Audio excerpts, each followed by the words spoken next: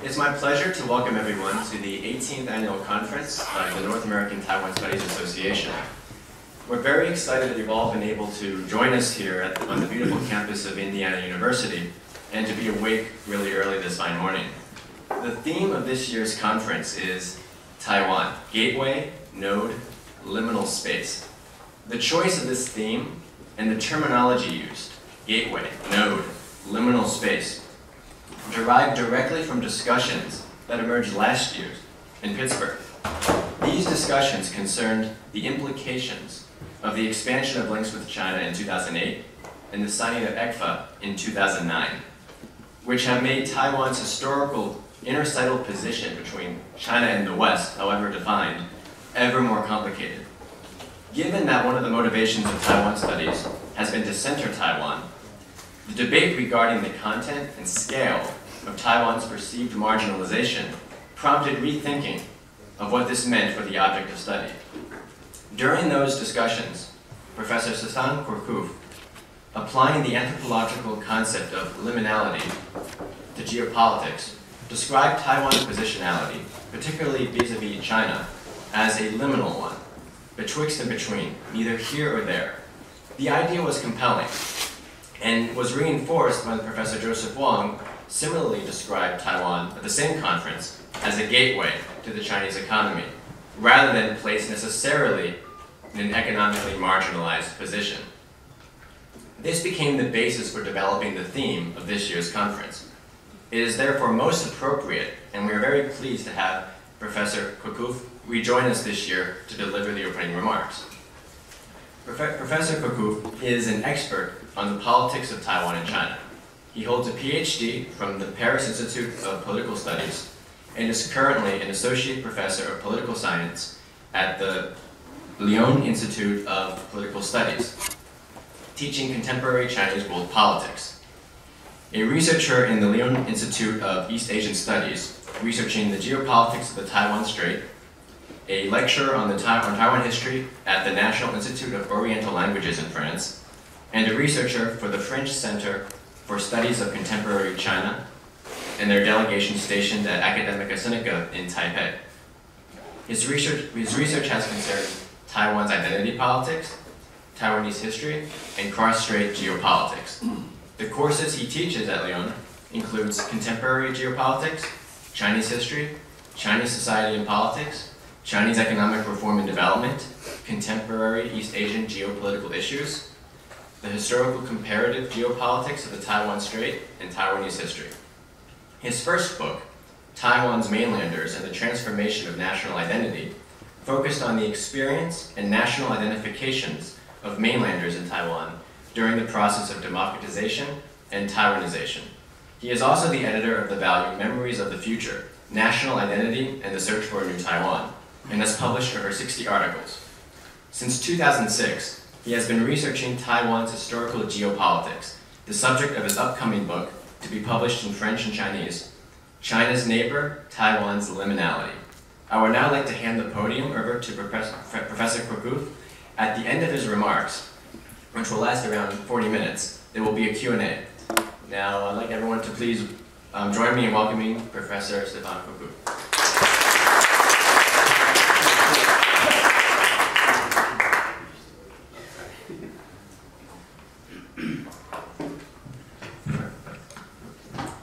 Good morning, everyone. Thank you very much for inviting me today to open the conference. As you know, I'm very attached to NATSA since many years.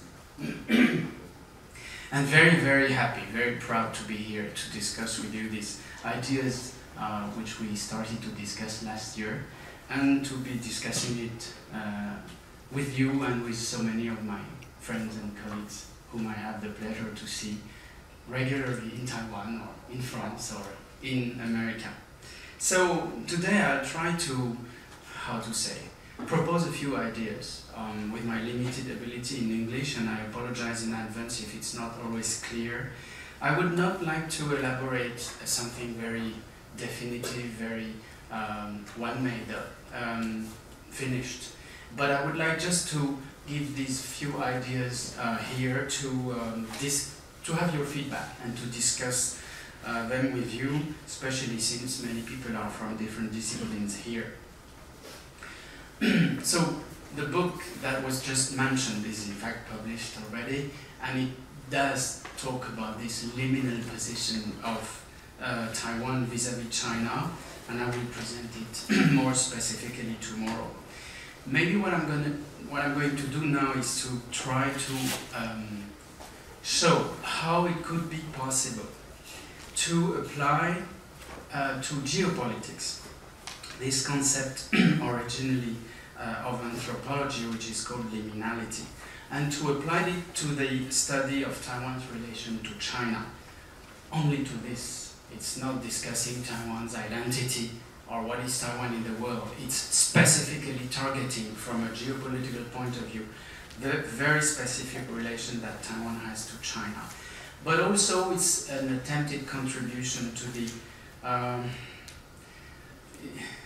the discussion of new theories on how to rebuild geopolitics, which is a field that is re-emerging since a few years after being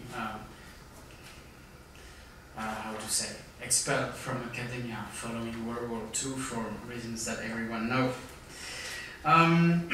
Translated into geopolitics, the concept of liminality, on which I will come back under the control of the anthropologists who are here, it would refer in geopolitics, to make it clear immediately, into a spatial and temporal position of geopolitical threshold instead of being an in-between transitional period of time. So the main difference is here. Liminality will be used in my talk notably as a substitute to marginality, with reference to the growing debate, especially in this country, over how much Taiwan matters as a geopolitical entity in front of a China in Renaissance.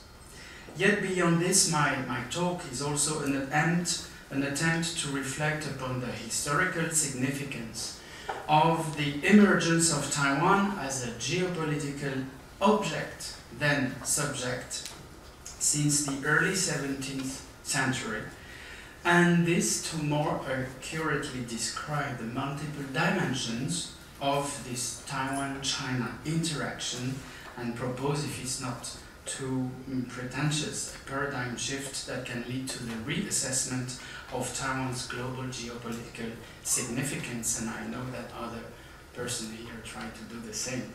So, since the spring of 2011, as you all know, a debate has agitated American scholars, observers, and policymakers about how exactly Taiwan matters today with regard to America's national interest, and it seems that a new perception has emerged of Taiwan as increasingly marginal in front of the emergence of China as a global superpower, which raises the questions of both how relevant it is to defend Taiwan, but also how relevant it is to study Taiwan. I'm sorry. Since the early 17th century onwards, Taiwan has seen its geopolitical role far exceeding the size of its territory and its population. And a strategic prominence which magnifies an otherwise limited power of attraction due to the small geographical size is a situation enjoyed not only by Taiwan, but also by other small territories spread all over the world, like Gibraltar, Bali, Panama, Singapore, the Falklands, Okinawa, the Spratlys, Paracels, and many more places. And Taiwan's geopolitical position vis-à-vis China and the world is in that respect an interesting dimension in the study of Taiwan. It is clear for me that what I'm talking about today is only part of Taiwan's reality. But I'm trying to address a relationship, the relation to China, which is very important to understanding Taiwan. So my presentation concentrates on Taiwan's relation to China, as I said, with the idea in mind that in spite of innumerable studies of that relation, whether from a historical, economical, society, military point of view, and many others, a reflection on the nature of that relation is still somewhat needed. And so far, such a reflection has been mainly done by politicized discourses on Taiwan's history, identity, and belonging, whether such discourses were meant to justify the recovery of the island, which was the KMT's stance, as you know, from 1941 to 1945, its annexation, which is the PRC's discourse since 1949, or an exiled regime's hold on its last shelter, KMT's discourse, since 1949, or Taiwan's independence vis-à-vis both the PRC and its official name as the Republic of China, which is the stance adopted by the Movement for Taiwan's Autonomy, 45-46, or the Taiwan Independence Movement since 1947. And each of these constructed discourses are aimed at discussing or describing the nature of Taiwan's relation to China, but to justify either inclusion, appropriation, or estrangement. And the politicized rewriting of Taiwan's history started very precisely, in my perception, in 1941, when Chiang Kai-shek first included Taiwan as a topic of modern Chinese nationalism in the context of the national mobilization against Japan. And before that, as we all know, well, not as we all know, but as most historians know, Taiwan was of very little interest for China, as it has been widely documented over the recent years.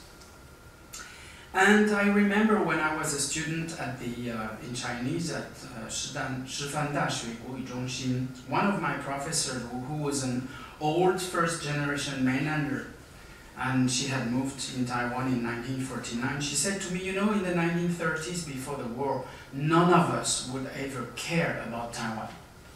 And she was just telling the truth. She didn't know that I was precisely starting to write my PhD on how mainlanders in Taiwan view Taiwan. To make it clear, my presentation does not mention Han Aboriginal relations, which are a very important dimension of what is Taiwan in a pluralistic way. And the notion of marginality could probably be mobilized to analyze that, and Scott could speak much better than I can on this. My presentation does not either substantially deal with Taiwan's relation to Japan, which does contain a few elements of liminality too. It is only an attempt, as I said, to focus on Taiwan-China relations. So I'm not trying by these ideas to analyze Taiwan's ethnicity, pluralistic culture, national identity, and even position in the world. It's a much more humble approach. What 400 years of history and complex relation with China have brought, or how it has shaped this relation to China. And my presentation, I would like, but I'm realizing that I may not have a lot of time to do it.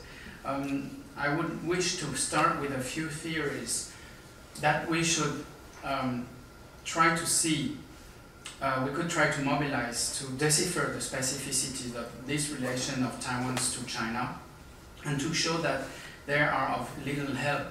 And I discussed these ideas first in a talk that I did at the invitation of Yoshi and Jens Dam at Changlong Daxue in Tainan.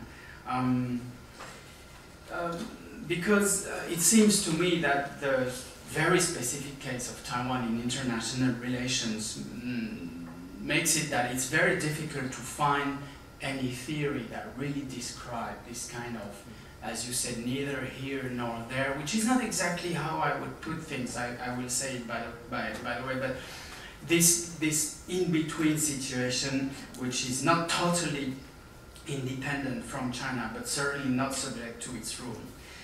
In the decades and centuries that followed the progressive integration of Taiwan as a border of the Qing Empire, a set of perceptions of Taiwan by Chinese actors was elaborated in which different and sometimes self-contradictory dimensions have been intertwined, each of which can be historically dated.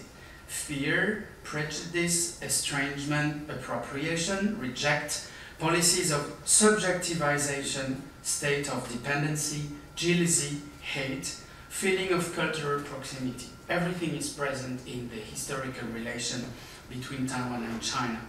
And all these form a sort of nexus of interrelated passions, a complex system of perceptions that shaped and shape policies as well as individuals' decisions over the course of cross-straits history.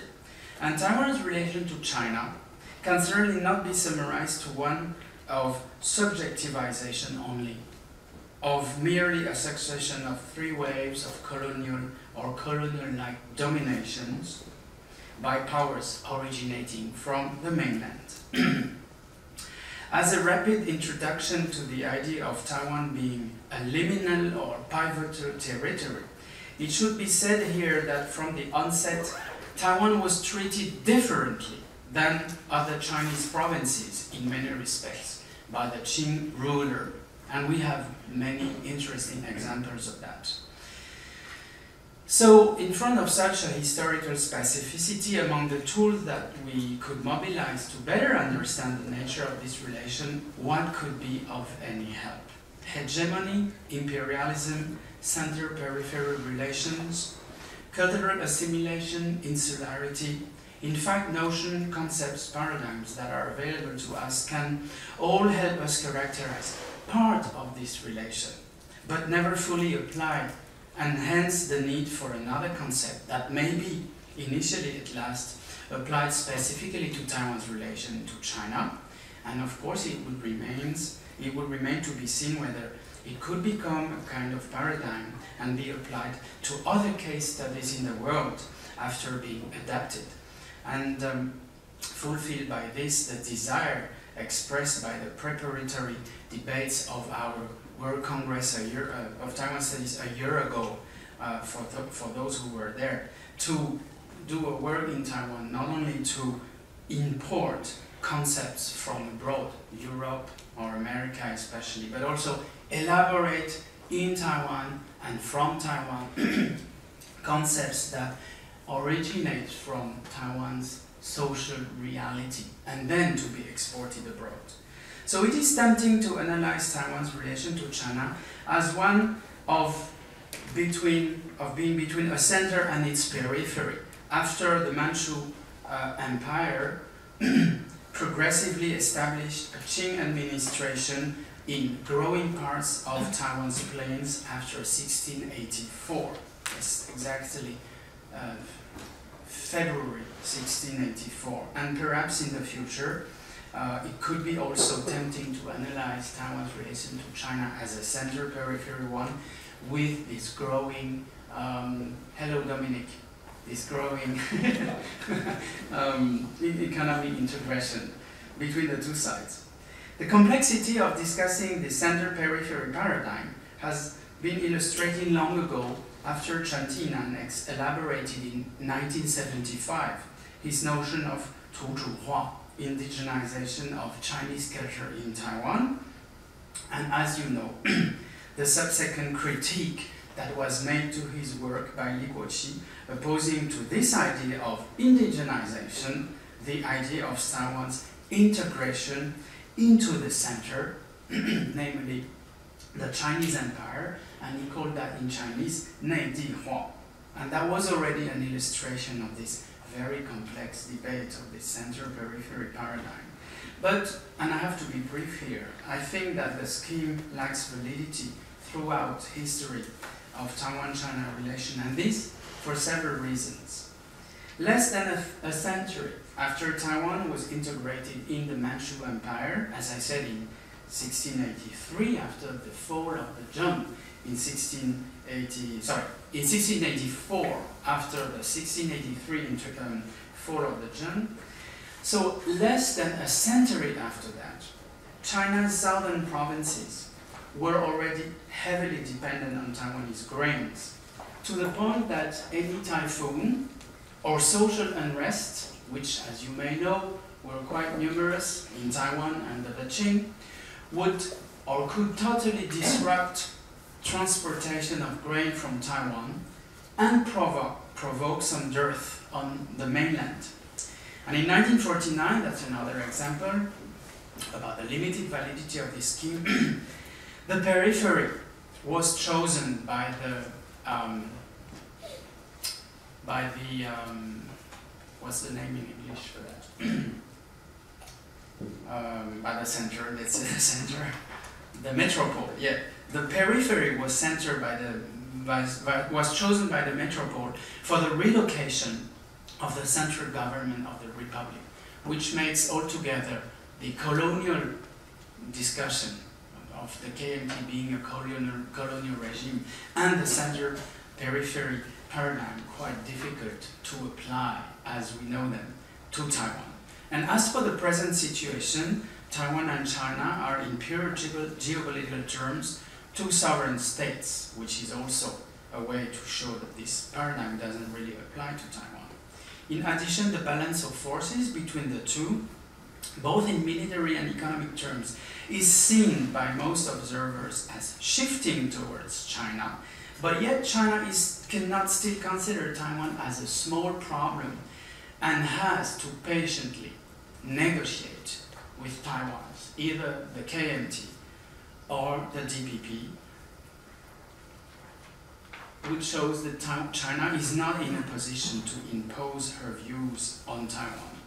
In a recent dialogue between scholars of the two sides of the Taiwan Strait, the Chinese scholar and Taiwan specialist Liu Guosheng, and that was again in Changrong University with Yoshi, he noted this very interesting sentence. He said this very interesting sentence that I noted. He said, "Now that China and Taiwan develop relations, we cannot anymore oppose the center to the periphery. And the absence," end of quote, "of a formal inclusion of Taiwan into Chinese hands invalidates also the possibility of using the classic paradigm of empire. Nor the dependency theory can be really helpful. In the current situation, Taiwan, in spite of economic dependence on the Chinese manpower, still provides capital and technology to China and uses China's cheap labor to export on world markets rather than being confined into a strictly dependency relation of, for instance, being a raw material provider for China's industrial machine." I know it's much more complex than that, but for the moment there is no such kind of dependency or so obvious dependency as the dependency theory postulates. Could hegemony be then a more interesting approach? Because after all, China may be in the process, or is probably in a process of becoming a regional hegemon. And one can suggest that in case China becomes a regional hegemon, Taiwan will be its prime target if it's not already the case. However, hegemony is an interesting concept because it does not postulate inclusion or full power of coercion, and hence it is quite fitting the situation of Taiwan.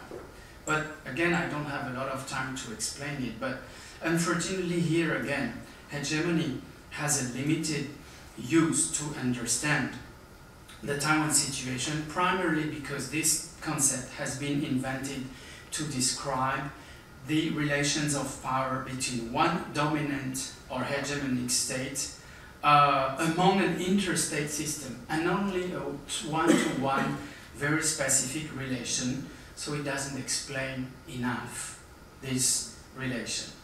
So we need something more specific, and as many of the world's societies under scrutiny, Taiwan is probably not a fully specific, perfectly unique entity, and this in spite of its insularity. This is a very important methodological point. I think it would be a mistake to say that Taiwan is fully specific. It's a dead end in terms of methodology. And this enables us to make numerous comparisons with other parts of the world. At the same time, Taiwan has a human society, a geopolitical entity, and a spatial-temporal segment of world history. And this makes a unique combination of features that can be found anywhere else in the world, or most of which can be found anywhere else in the world, which means that it's not specific. But Taiwan, due to its position, history, and culture, has a specific combinations of those elements. And that is why it is legitimate for us to study Taiwan per se. So this specific combination of features that we find in its relation to its powerful neighbor especially, can be studied from the geopolitical angle. And geopolitics for me here is understood as comprising a combination of sociological, political, economical, historical, legal, and military approaches at least, and probably other ones. So if I wanted to try, in a very brief way, to summarize or characterize this specific combination of features that characterize Taiwan's relation to China, I would say that it's composed of these following basic dimensions. First, there is a major state internationally recognized, which exerts a diplomatic, political, economic, and societal influence on a minor state which is ill-recognized diplomatically. The second big dimension of this model would be the minor state, which society is divided between different political options, programs, or desires, is in a weaker position because of this. And these different positions are formal independence, recognition of its present status by the neighboring hegemon, or compromising to avoid conflict. A third dimension of this model would be the culture of the hegemon happens to be the principal, but not unique, source of the cultural matrix of the lesser territory, which is an important and complex dimension. A fourth dimension would be that there is an increased interdependency between the two, explaining in a complex way that the dominant or hegemonic state cannot use force to reconquer the minor state. Another dimension, which I find interesting, is that there is the unfolding of a series of strategies, economic and diplomatic among others, to constrain the policies of the minor and sovereign state in order to obtain favorable changes within a wider status quo to ensure hegemony to go on. And the last dimension I would like to quote here is that there is a few number of people within the society and polity of the minor state that are sensitive, either a little bit or very much sensitive to the discourses or some discourses of the major states for reasons of feelings of cultural proximity. And you know that I'm referring here to my work about the minority mainlanders in Taiwan and how they look at China and how they look at Taiwan. So I think that with such a specific model, well, I just said that Taiwan was not specific, but with such a particular model, it seems to me that we need some kind of new notions to try to, if not explain it, to characterize it, and if possible, maybe to become a new development in geopolitics, which is being reborn, as I said.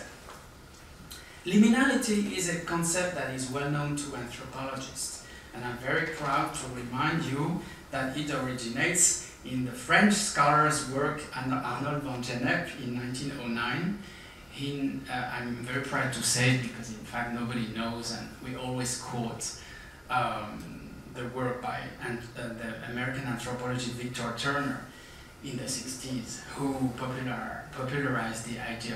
In fact, he borrowed it unquoted from Arnold van Gennep, and that's thanks to Turner that I knew it, because in fact the book by van Gennep is unavailable anywhere except in the French National Library, and it's not available online.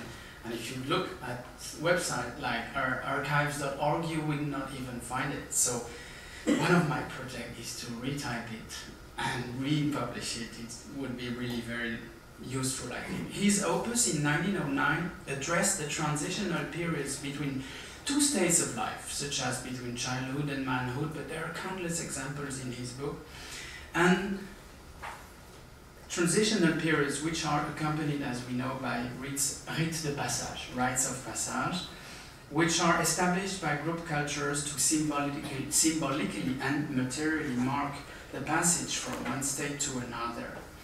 And as you probably understand, it mainly refers to a transitional phenomenon that is inscribed in a time frame. It's not a spatial notion. It's a time frame, though its Latin origin, limen, means threshold, and is referring to a physical place. I would like to introduce the notion of liminality in the sociology of nationalism and in geopolitics. It has been, in fact, attempted already, and I'm not the first one. I realized in the recent month by looking for papers on liminality in international relations. But I will say that I will show you that these attempts have led to only a partial adaptation of the concept, which has not been yet fundamentally altered. In short, whenever it is used, either for Australia, or a good example also is Turkey, it has been mainly used for its original transitional period notion, and not to express the idea of a territory that is in between different regions or cultures, etc.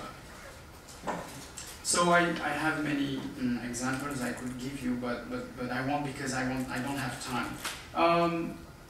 Two approaches that are closest to mine are one by Wang Honglun, who happens to be from Taiwan, and Maria Oxanda Stoicescu, which apparently is from Romania, considering the name she has and the topic she writes on Romania precisely. On Romania, she writes on the self-construction of Romania as a liminal place, first during its process of post-communist modernization, then within its the frame of its integration into European Union. And she integrates both time and space, so that's quite close to what I'm trying to do. Wang Honglun, who is a researcher at Sinica in Taiwan, at the Institute of Sociology, has also used this concept 10 years ago, describing Taiwan as being neither a state nor a non-state, and consequently, he said, in a liminal state, which he expressed with an expression in Chinese which made an explicit reference to space rather than time. He changed, well, in Chinese, liminality as an anthropological notion is translated into in general, 中介时期 or 季代. And 中介, tie is, you know which 界, right? 蒋介石的界那个. And he changed it into 世界的界 by adding the 界. So it switched or shifted the emphasis from time to space. And that was very interesting. But I really thought, when I worked on my notion of liminality from a geopolitical point of view, that we needed even another expression in Chinese. And I translated into 语境性, because 语 in Chinese is a very rare character, but it means what it means. It means 门槛, a threshold, and it's very useful, because then it is explicitly an emphasis put on the spatial dimension of this in-between situation. And by postulating that this asymmetrical between China and Taiwan does not lead the stronger one to impose directly its will without any concession or negotiation on the smaller one, liminality as opposed to marginality restores the power of words that is kept by the smaller entity. In other words, 我有话说, I have the power to say something and I'm legitimate to say it, even though you're so big and recognized by everyone. That may be useful to apply to other situations in the world. So the smaller entity has a word to say. And that's why the Manchus adapted their values when they ruled Taiwan, and that is why the PRC, however strong it's becoming today, and I certainly don't deny it, is engaged in negotiations with Taiwan. Japan, to make another international comparison, faces regular opposition movements both to the increased Japanization of the Ryukyu Liuqiu Islands and the use of the archipelago for American military bases. Another example is Bali. It's not only a wonderful tourist resort, it's most importantly a very interesting cultural place in terms of liminality. It's a conservatory of traditional Hindu culture in front of a big island, which here plays the role of a continent, which is Muslim Java. And there are elements of liminality in Bali's relation to Java. And it was clear under the Dutch Empire already. And it was later very clear when the new Republic of Indonesia was found, and when Bali had a central role in the counter-republic founded by the Dutch. Time is up, right? How much time left do I have? 8 minutes. Okay, that should work. So Taiwan's liminality with China is intimately linked to the 400 years of connected histories of the island and the continent, including after 1949. As a consequence of this connected history, Taiwan has become both, one, a conservatoire, a conservatory, and two, a laboratoire, a laboratory of cultures. These two dimensions are intertwined and are not mutually exclusive, as one can hardly, in fact, exist without the other. As the Taiwan Strait was being born geopolitically, it became a very singular given in the progressive development of Taiwan's relation to China. On the one hand, the Taiwan Strait, today and before, is sufficiently narrow for Taiwan to have been the recipient of successive waves of Chinese culture and to have been heavily influenced by them over 4 centuries. And as a result, Taiwan has become a conservatory of many of China's cultures and memories. Yet on the other hand, this same geographical turned geopolitical entity, the Taiwan Strait, is also wide enough to have provoked by a rupture of geographical continuity, which means Taiwan's insularity, an indigenization of that culture, not to mention the role played by Aboriginal culture and other non-Chinese influence over Taiwan's history and culture. So in Taiwan, Chinese culture has indigenized, hybridized, and pluralized. And in addition, the emergence of an open identity debate in Taiwan in the post-authoritarian era has enabled Taiwan's society to become a laboratory of identities. And this laboratory is perhaps not as new as it appears. It might have ancient roots, and we give, not me by the way, one of my authors gives an example in the edited book you mentioned, Memories of the Future, the invention of the modern Chinese word for president during the Taiwan Republic of 1895. And the modern word 总统 was invented in Taiwan. Maybe, but not for sure, translated from the Japanese, but we're not sure. What is sure is that the first word that was used by the Taiwan elite during the founding of the Republic was a phonetic translation, 玻璃西天的, and later on translated into 总统. So that's not just only recently that Taiwan became a kind of laboratory. And it should be noted that this laboratory developed in great part thanks to the Conservatory of Culture, which provides with the cultural material to work on, to intellectually reflect upon, or to build against. And the conservatory itself has probably never replicated it's not probable, it's obviously never replicated mainland sculptures in Taiwan in their diversities and original shapes, except maybe the Sacrosanct National Palace Museum. But well, that's an interesting example because as soon as Tu Zhengsheng became the head of the National Palace Museum in 2000, he started to indigenize it also by adding Taiwan and Southeast Asia to its cultural policy. In fact, in its effort to build a new China on Taiwan, even the KMT under Chiang Kai-shek could not avoid creating something different from the historical mainland-based ROC, and they knew it perfectly.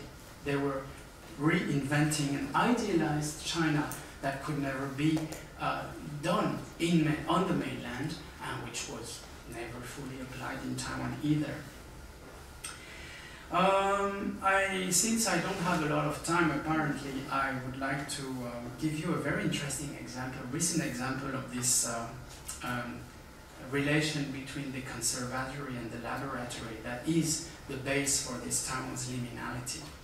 When the Kaohsiung City and Kaohsiung County were preparing to merge 2 or 3 years ago, in 2009, the city mayor, Chen Qu, and the county commissioner were both DPP figures and both wanted, as you know, to run for the election.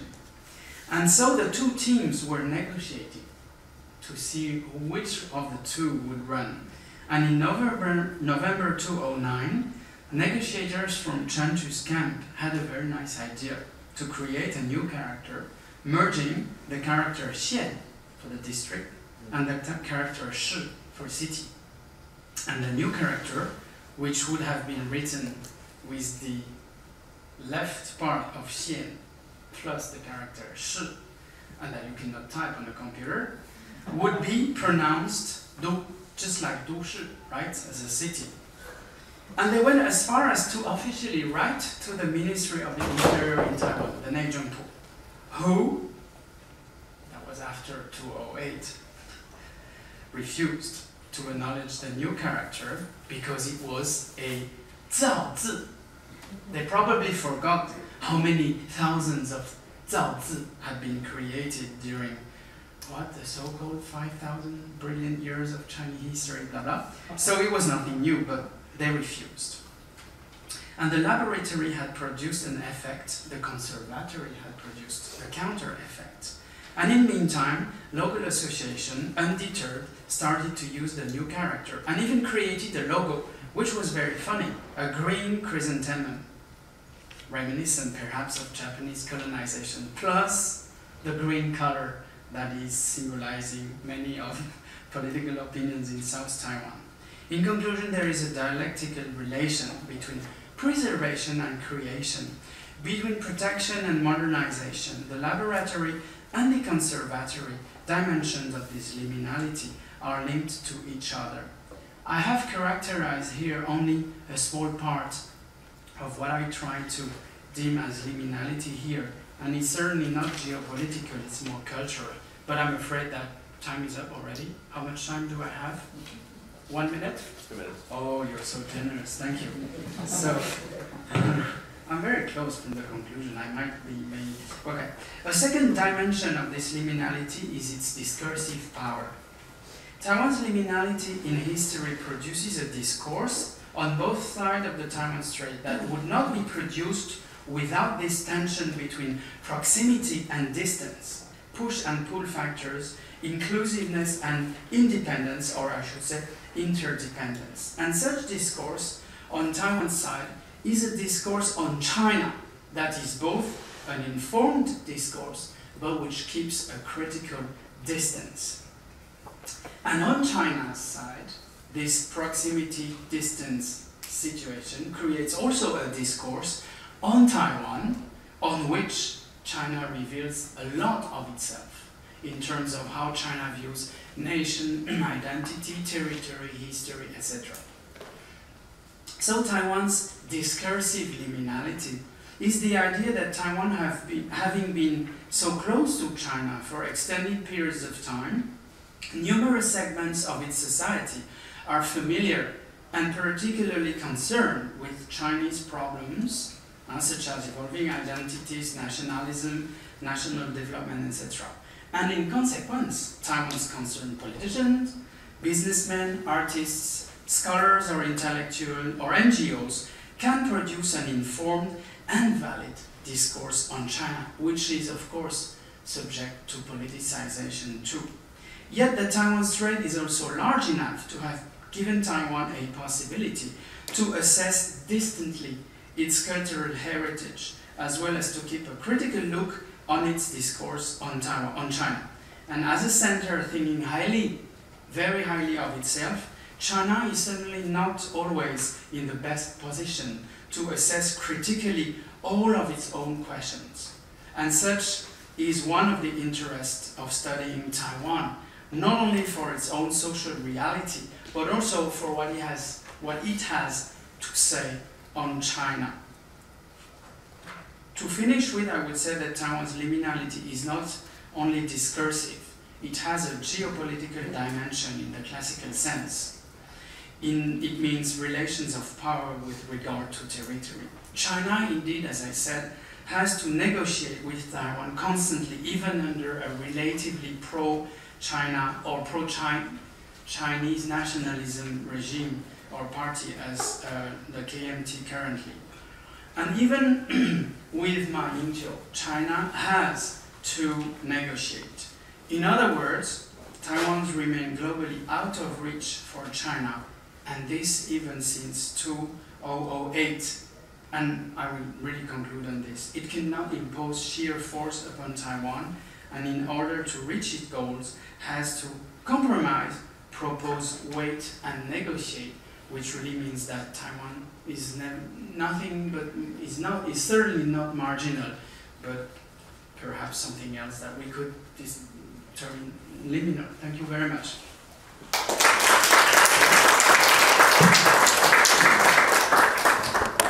We now have 10 minutes for Q&A. If you would like to ask a question, please identify your name and your institution. Yeah. Yes. Murray Rubenstein, Lebanon at East Asian Institute, Columbia University. I enjoyed someone's talk.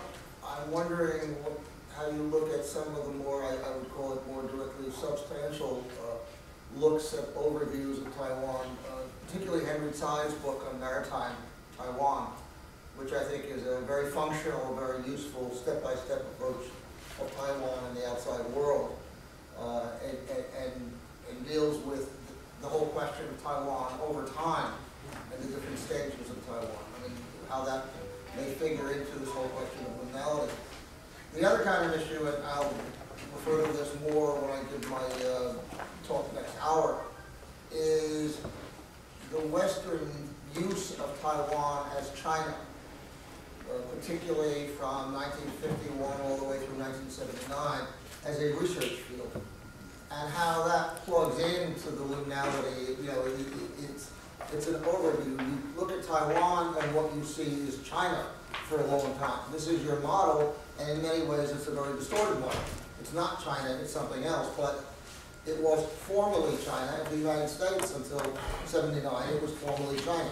Again, how these kind of different looks at Taiwan plug into what you're talking about.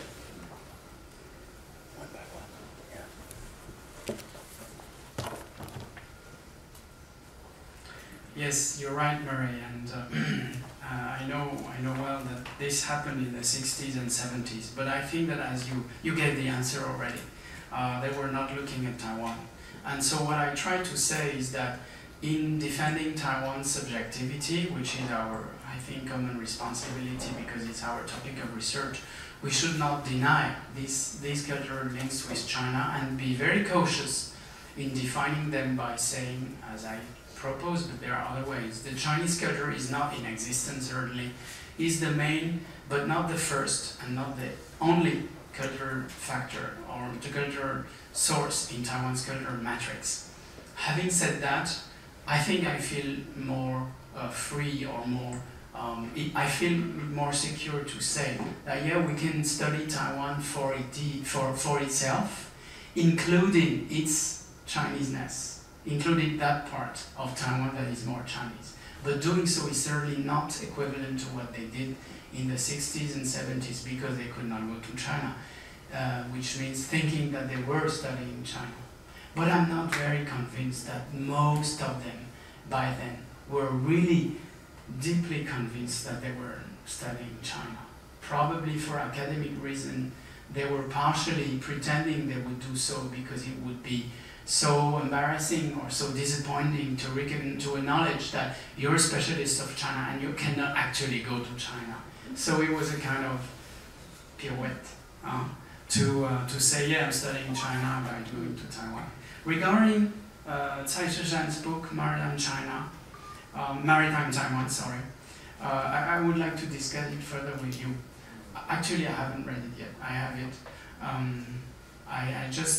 I think that his ideas are very similar to mine. The only thing is that he does not take a conceptual approach. And I think we need some kind of thing to discuss. Yeah, I mean, but it's a wonderful work that he's doing here. I'm Chen Lee. I'm from the Chicago graduate student. And following Maria Lewinsky professor's question, I have a question to the Professor Cocker. The first one is that in your theory of liminality, I think that's a very strong assumption of the essentialism, right? Because in the classic anthropological terms, liminality is something in transition. So it always supposes a kind of a complete person, complete man, and to become. So that in your assumption, and when you respond to Professor Robinson's question, you suggest that they didn't really research something China. So you also suppose there's a real China exists. And so that's back to my question. That's in your theory. So it means for me, because I'm from sociology, and for sociology, that's kind of a very common sense to see that all the social forces always kind of intertwined and conflicting. So we won't suppose a kind of something that we call transition. Maybe some specific historical point or specific historical setting that will cause this kind of uncertainty. But we always suggest that a kind of social force is always conflicting. So in that sense, we can also call the American is also liminal status, because the Tea Party and also the Progressive Party also cause American become a liminal state. So I'm thought a little bit about how do we even better use this concept and without kind of suggesting a very strong kind of, for me, that's essentially things that when we achieve the liminal status and all the problem will be solved or be settled down in some historical point. And I'm kind of showing up this point. Okay, thank you very much. That's a very critical look. To be clear, I really don't, in any of my work, believe in or do something that is equivalent to essentialism. I really support, I really trust constructivist approaches, and I don't believe that there is something like Chinese culture. And by the way, did you notice I always use the plural? I say Chinese cultures and memories. So I do agree with you. I might have to clarify a few points if what I said leads you to imagine that I have these ideas of cultural categories like China, Chinese culture, and so on. Certainly not. And I think that the plurality of Taiwanese cultures, as I defined it, shows that everything is always constructed and reconstructed. I do agree on this. So I'll reformulate. If I understand really what you say, you make a very interesting point by saying that if everything is always transitional and interconnected, there is no need to speak of liminal statuses and transitional periods. And that is probably true in terms of cultures. However, I'm dealing with geopolitics, and in geopolitics you have entities called states, and states create boundaries, they produce realities that, because you need to levy taxes, are territorially defined. You need to know how many people pay tax. You need to know where is your sovereignty. You need to be clear about exactly where are the limits of your sovereignty. And for this reason, if you switch from anthropology to geopolitics, you have to confront yourself with state entities. Of course, states evolve, of course. But even though they evolve, they still exist, which means that you have entities that are distinct and that in many instances avoid connections or institutionalized connection. And in this respect, I think that liminal status, connectivity, things like that are definitely a relevant debate. My name is Matthew West. I'm from Columbia University in anthropology. So one of the things I really liked about your talk is the idea of taking liminality and turning it from something that is transitional into something that in a sense is permanent. Or not necessarily permanent, but longer lasting. So it seemed to me when you're talking about this liminal state, it's not something that is in transition, but it is a place to be located, either spatially or temporally. And one of the things it reminded me of is, I'm anthropology, but one of the things I've been reading is some things on business in Taiwan. And I know you're dealing with geopolitics, but this might be kind of a link you can make to talk about. There's a work, and I don't know if he did this first, but Liu Shangzhi at Jiaoda has a work talking about fast followers, about Taiwanese companies as locating a niche in business that's not at the beginning of innovation or of technology, but it's right at the cusp of it. And it's permanently at the cusp, but the cusp is moving. So you have an entry product, and then you have Taiwanese companies coming in to produce that product.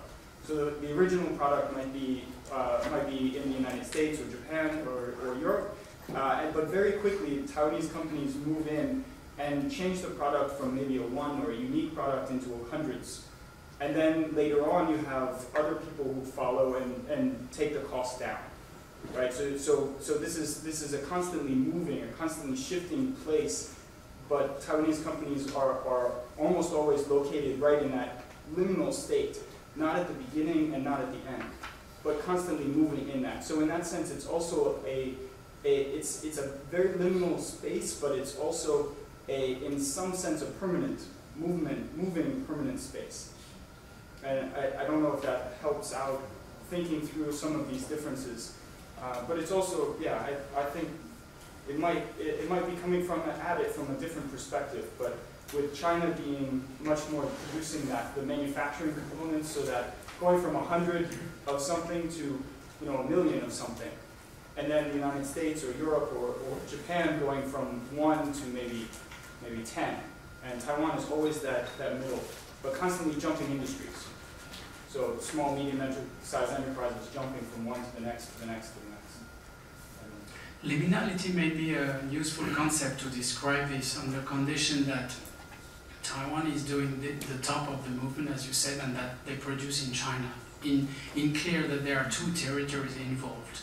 Then it would make sense to speak of spatial-based idea of liminality. If not, if what Taiwanese companies do is basically what any company in the world should do to survive by making technological progress, etc., then there is no reason of speaking of liminality, and there would be a risk to use this word whenever with peak of transition and transitional periods and so on. And but I don't think that's what you're mentioning. Okay. But there is a risk. Each time there is a word that we find very sexy and start to using all the time. But I would like to really keep to that proposition. It's originally a transition between two states of life. When you still belong to the one you're quitting, but you're not yet exactly belonging to the one you're entering. To another idea of a space of connectivity, a space in between two different culture or areas or regions or part of the world that are all important, and that history has given that place a particular relevance that might not last forever, by the way. But you were right in opening your question by mentioning that, what did you say? Yeah, or I'm going to reformulate what you said. The proposition is to, not exactly to show that something is, that it is permanent, but at least, yeah, that's right, it's a normal state of things, this space of connectivity. Now the question, and all of your questions are forcing me to clarify what makes this case situation, whereas everything, as you said, is interconnected. That's really why it is interesting to apply it to Taiwan, because Taiwan is next to this geopolitical power producing values and political power in the world. Yeah. So we have to stop here, right? Yes, unfortunately, We can go on discussing. we now have a 10-minute break. If you have more questions for President Kapoor, we can ask him, but everyone just give a round of applause for